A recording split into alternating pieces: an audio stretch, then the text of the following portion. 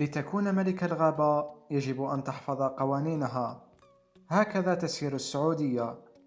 فبعد أن كانت قبل بضع سنوات تعتمد بشكل شبه كلي على البترول والنفط، أصبحت الآن تريد استغلال كل ما هو متاح للمملكة لمنافسة كبار العالم والسيطرة على المنطقة.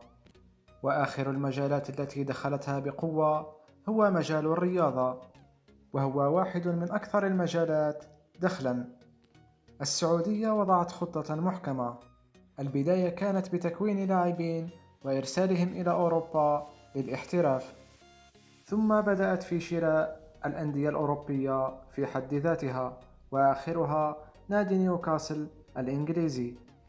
السعودية لم تكتفي هنا، بل أكدت جاهزيتها لاستضافة أحداث كروية مهمة على غرار الفورمولا 1 ونهائي كأس السوبر الإسباني.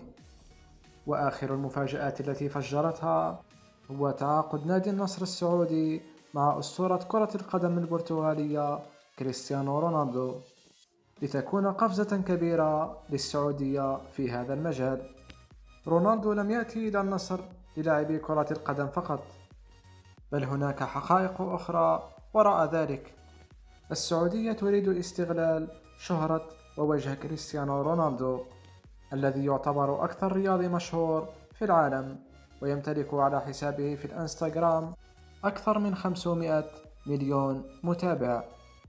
رونالدو سيكون عنصراً أساسياً في ملف السعودية الذي ستقدمه لاستضافة مونديال 2030.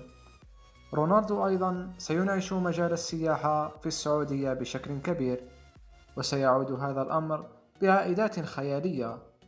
السعودية لن تتوقف هنا، فهي تخطط لجذب أكبر عدد ممكن من النجوم العالميين إلى الدور السعودي على غرار ليونيل ميسي، نيمار، سواريز، إبراهيموفيتش والكثير من النجوم الآخرين. نبارك للسعودية على هذا العمل الجبار الذي تقوم به، ونتمنى لها كل التوفيق في خطتها، فهي يوما بعد يوم تمثل العرب بأفضل صورة، ويجب على الدول العربية الباقية أخذ السعودية كمثال يقتدى به. في نهاية الفيديو شاركونا برأيكم في التعليقات.